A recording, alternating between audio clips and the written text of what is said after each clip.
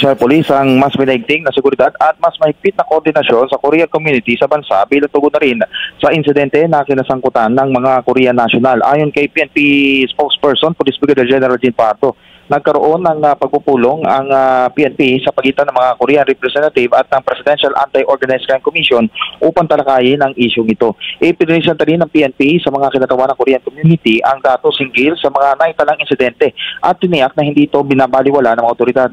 Kabilang na rito ang traffic accidents, robbery at alarms and scandal.